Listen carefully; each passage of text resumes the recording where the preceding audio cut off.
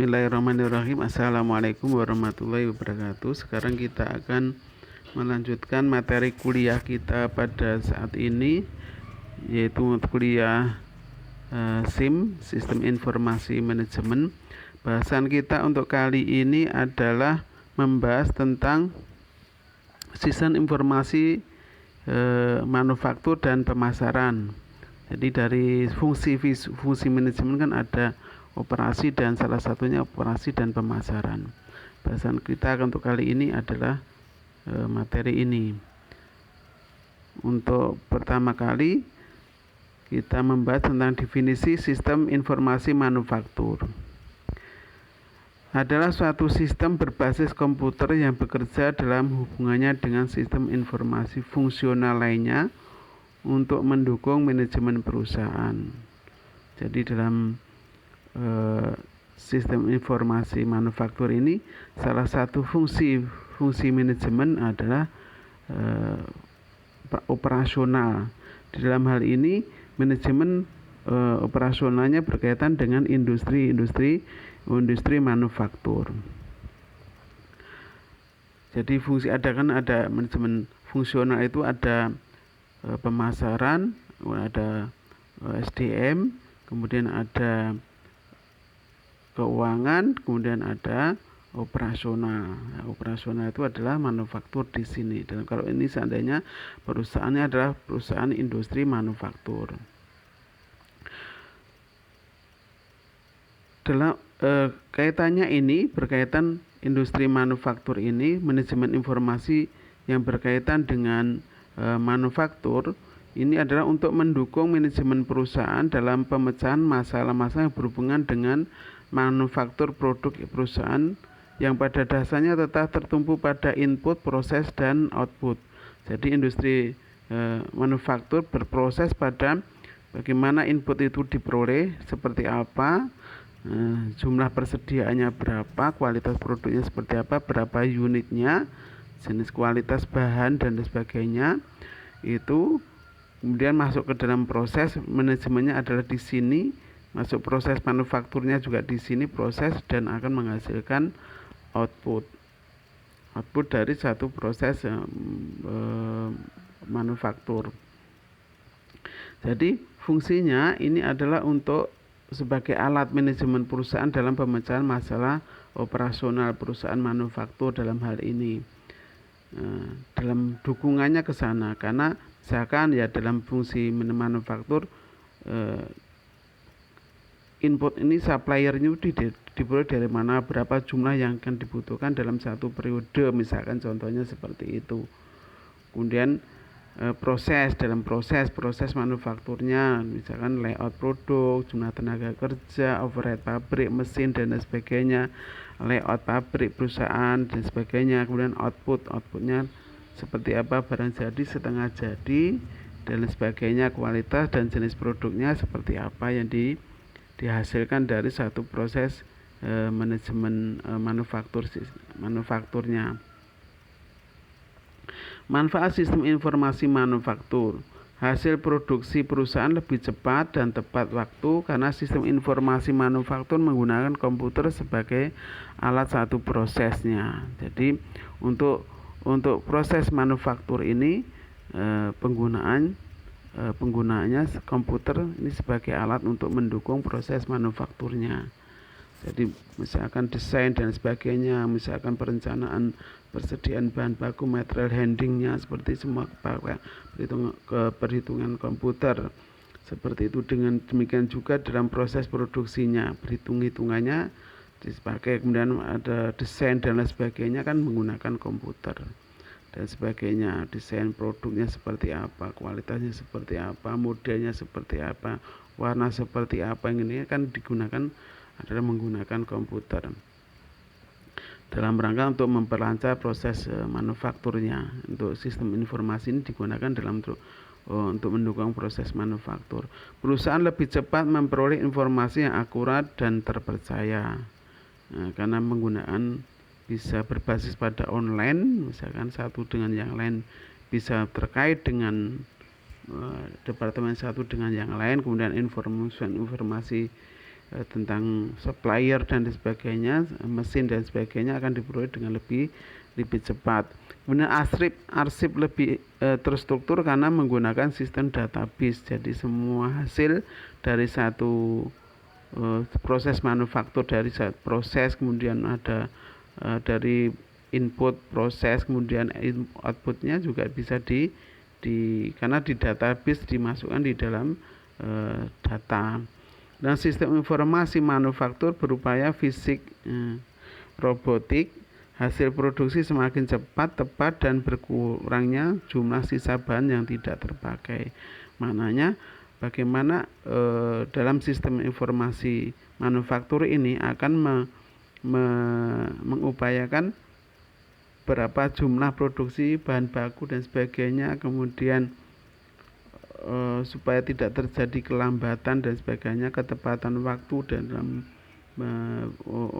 persediaan maupun dalam proses maupun dalam barang jadinya, supaya ini supply chain-nya itu bisa berjalan dengan bagus. Model sistem informasi manufaktur. Manufaktur dalam arti yang paling luas adalah proses perubahan bahan baku menjadi produk. Jadi proses dari bahan baku menjadi produk. Jadi input, proses, input, proses, kemudian ada barang jadi. Kemudian proses sistem informasi manufaktur adalah satu sistem berbasis komputer yang bekerja dalam hubungannya dengan sistem informasi. Jadi sistem informasi manufaktur ini terkait ada hubungannya berbasis pada sistem informasi yang berbasis pada komputer. Ini berfungsi sebagai fungsi untuk melaksanakan fungsi-fungsi fungsional di dalam manajemen. Manajemen dalam hal ini adalah manajemen manufaktur atau di dalam proses operasional perusahaan, kalau itu perusahaan manufaktur. Kemudian dalam pemecahan masalah berhubungan dengan manufaktur produk perusahaan yang ada pada dasarnya tetap tertumpu pada input proses tadi ya. Kemudian sistem informasi manufaktur manfaatnya adalah pertama, ini tadi sudah ya. Kemudian model sistem informasi manufaktur sistemnya adalah pertama adalah sub-sub internal sistem dalam internal itu sendiri. Sistem informasi yang akurat menyediakan sistem informasi data-data yang akurat. Subsistem industri engineering tentang teknik. Kemudian ada subsistem intelijen manufaktur di dalam proyek bagaimana informasi-informasi itu diperoleh. Kemudian ada data, ini semuanya akan masuk di dalam database-nya. Dari satu bagian misalkan data akan tersedia, setiap satu departemen itu semua akan terdata berapa hasilnya dan sebagainya. Ini di dalam internal perusahaan, kemudian masuk dalam proses satu ke proses yang lain, ke departemen satu ke departemen yang lain, sehingga nanti akan tidak ada kebutuhan berapa hasil produksi dari setiap satu unit, satu mesin atau fasilitas yang dimiliki oleh perusahaan akan menghasilkan berapa, yang nanti akan menjadikan dari departemen satu barang masuk dalam proses yang dari departemen satu masih barang jadi dalam departemen satu akan menjadikan barang setengah jadi untuk menjadi bahan departemen yang kedua, akan berproses seperti urutannya. Akan lebih jelas ketersediaan barang, proses itu akan berjalan dengan lancar kalau kita bisa deteksi semua masuk di dalam database-nya. Kemudian subsistem produksi, proses produksi, kemudian subsistem untuk persediaan bahan baku, persediaan masing-masing dari departemen satu, berapa yang dihasilkan dari departemen satu masuk proses departemen jadi bahan baku menjadi dalam departemen proses yang kedua, departemen yang kedua, demikian juga yang kedua ini akan menjadikan bahan baku bagi departemen yang ketiga dan selanjutnya. Itu jadi supaya nanti urutannya itu tidak terganggu karena menunggu departemen yang yang sebelumnya. Kemudian adanya subsistem kualitas produksi yang dikehendaki bisa kontrol, ada kontrol, ada total control quality, dan subsistem biaya berapa biaya bahan baku, berapa biaya bahan beli, kemudian akan masuk dalam proses berapa biaya per unit produksi, berapa untuk bahan bakunya, untuk tenaga kerjanya, dan untuk overhead pabriknya di sini akan masuk dalam sistem ini, sehingga akan menghasilkan suatu produk yang jelas. Artinya biayanya berapa bisa dipertimbangkan di sini, proses yang dikehendaki juga di sini, ketersediaan, sehingga akan jadi barang jadi yang akan digunakan untuk pengguna, hasil dari output dari yang dihasilkan dalam satu proses manufaktur. Komputer sebagai bagian dari sistem fisik, yaitu computer aided design, jadi untuk menggambarkan berapa desain atau memberikan alat ini, CAD ini, untuk membantu dalam proses membuat perencanaan produk, menggambarkan suatu produk, kualitas dan sebagainya, fitur-fitur, dan digambarkan dalam satu gambar gitu dengan menggunakan komputer aided design ini. Jadi didesain modelnya, gayaan modelnya, kualitasnya, fitur-fiturnya masing-masing akan digambarkan di dalam penggunaan computer aided design tadi, untuk membantu membuat satu model gitu, model yang digambar dalam satu model gitu. Contohnya yang akan menjadikan ukuran untuk proses produksi. Model gambar itu yang akan menjadi sampel bahwa produk itu seperti itu. Apalagi nanti kalau komputer aided manufaktur, jadi pakai komputer gitu, produksinya pakai menggunakan komputer, ini tinggal memasukkan menjadi model. Ini akan menjadi contoh yang kedua, menjadi komputer aided manufaktur tadi. Kemudian robotik industrial, robot, proses produksinya dengan menggunakan robot akan lebih tepat dan sebagainya, dan kecepatannya bisa terukur seperti itu. Sistem informasi pemasaran, kalau tadi kan manufaktur, sekarang sistem informasi, bagian dari fungsi manajemen adalah pemasaran.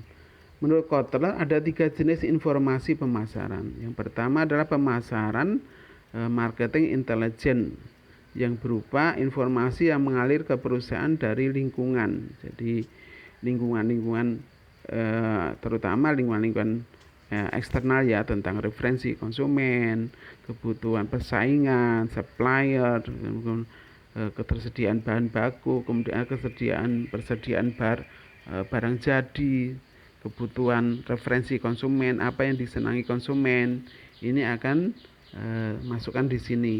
Kapan dibutuhkannya, seperti apa model yang dikehendaki oleh para pelanggan, kemudian jumlah persaingan yang masuk di situ, termasuk di dalamnya adalah seperti apa sih produk yang dikehendaki oleh pelanggan, seperti itu, supaya perusahaan bisa menyediakan produk yang dikehendaki oleh konsumen. Informasi pemasaran internal marketing information adalah informasi yang dikumpulkan dari dalam perusahaan sendiri, misalkan dari dalam, misalkan jumlah personal sellingnya berapa, iklannya seperti apa, yang akan dituju, apa tujuan iklan sendiri, untuk mengingatkan, untuk membujuk, untuk kepada konsumen ini, ya, apa strategi yang akan dipakai di dalam perusahaan yang dalam ini bisa dikumpulkan dari dalam, berapa jumlah kapasitas, berapa biaya yang untuk pemasaran, berapa target pemasaran yang dikehendaki oleh pihak manajemen sesuai dengan perencanaan pemasaran dan sebagainya. Komunikasi pemasaran, marketing communication, adalah informasi yang mengalir keluar dari perusahaan ke lingkungan. keluar dari perusahaan ke lingkungan, jadi akan disalurkan dalam model komunikasi. Artinya komunikasi kepada pelanggan itu seperti apa, modelnya seperti apa, itu iklan yang seperti apa, online yang seperti apa, yang akan disampaikan kepada calon-calon pelanggan atau customer. Model iklannya seperti apa, publikasinya seperti apa yang akan digunakan untuk mengkomunikasikan produk kita. Ini punya produk seperti apa, itu harus dikomunikasikan kepada pelanggan, calon pelanggan, fiturnya, kualitasnya, kapasitasnya, kemampuannya, dan sebagainya. Ini dikomunikasikan kepada pelanggan berupa iklan, berupa publikasi, berupa promosi dan sebagainya, marketing, harga, kualitas, label dan sebagainya akan memberikan sehingga pelanggan itu tahu produk kita ini seperti apa. Informasi pemasaran tadi dari internal masuk ke perusahaan, kemudian diperoleh dari intelijensi lingkungan, akan masuk ke dalam perusahaan, kemudian dikomunikasikan. Jadi dalam hal ini pihak pemasaran tahu kapasitas apa yang dimiliki oleh perusahaan, kemudian apa yang dikehendaki oleh lingkungan, masuklah sebagai informasi dari lingkungan itu diperoleh dari proses intelijensi pemasaran, sehingga akan diperoleh sebagai masukan ke dalam perusahaan dari lingkungan, dengan diperoleh informasi dari lingkungan lewat intelijensi dari perusahaan, intelijensi, sehingga perusahaan akan membuat suatu strategi seperti apa yang akan, karena berdasarkan lingkungan dan perusahaan yang dimiliki oleh ada peluang ancaman SWOT ini, peluang ancaman dari lingkungan, seperti persaingan, kelemahan dan sebagainya, itu diperoleh. Kemudian apa yang dimiliki oleh perusahaan, kekuatan dan kelemahan, sehingga akan menjadi membuat apa yang harus dilakukan oleh perusahaan, sehingga ini untuk mengkomunikasikan kepada pelanggan, dijelaskan kepada pelanggan dengan model-model komunikasi yang tepat. Artinya ini fungsinya, komunikasi ini untuk apa? Untuk memberitahu, untuk mengingatkan, untuk membujuk supaya membeli dan sebagainya. Ini fungsi untuk ke sana. Jadi setelah diperoleh dari lingkungan lewat interaksi, ini dari dalam, kemudian akan dikomunikasikan kepada masyarakat atau calon pelanggan atau konsumen. Informasi pemasaran itu sangat penting untuk kebutuhan pemasaran dalam perusahaan. Ya, ini pertama, ini manfaat dari informasi pemasaran. Perubahan pemasaran lokal menjadi pemasaran wilayah, nasional maupun internasional. Nanti karena jadi sebagai informasi dari luar, strategi apa yang kita akan gunakan untuk pemasaran untuk wilayah tertentu atau nasional ataupun internasional, pasar sasaran yang dituju.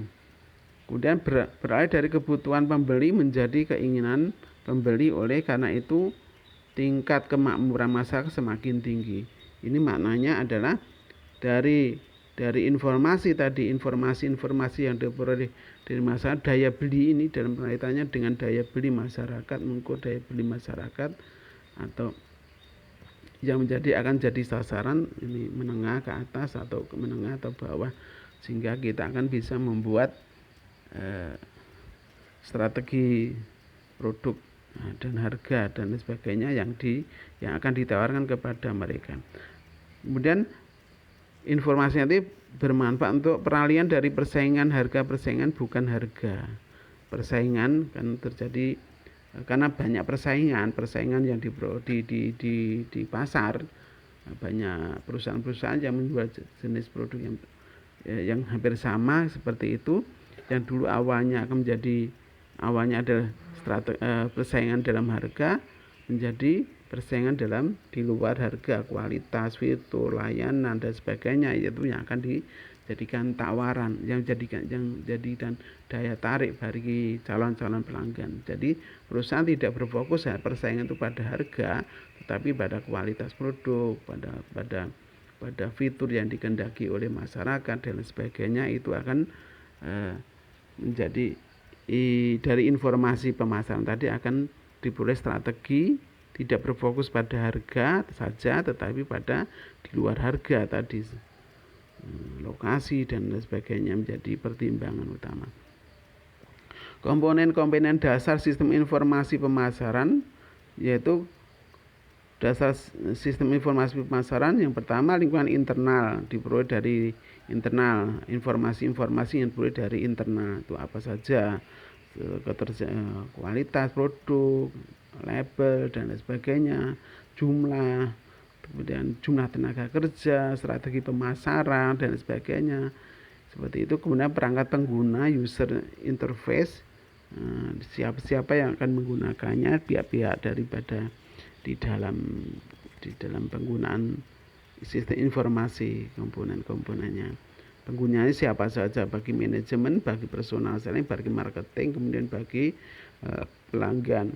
Basis database, berdasarkan data yang akan masuk dari data perusahaan, data internet intelijen tadi akan masuk ke dalam data, misalkan seperti itu ya.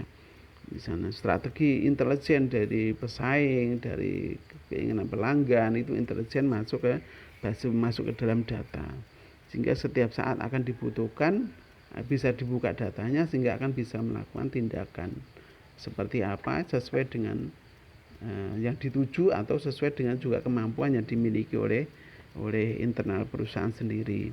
Software, perangkat lunak, aplikasi software seperti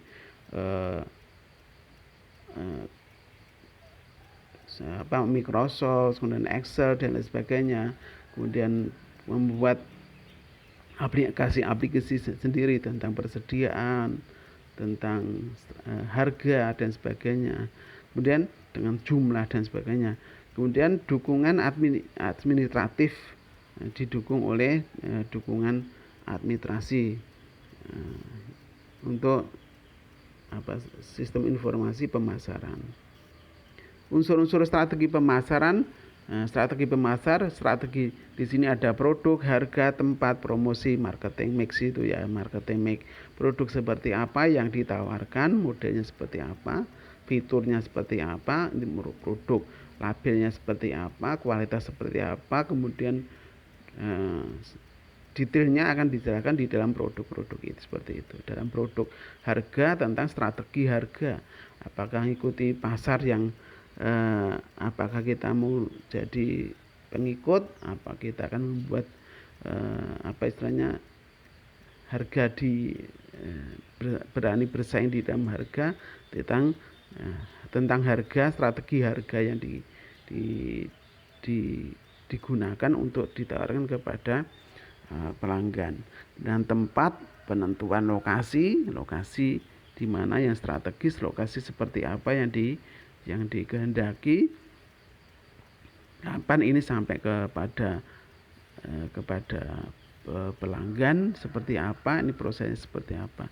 Dan promosi ada publikasi, ada promosi itu sendiri, ada publikasi, ada iklan dan sebagainya.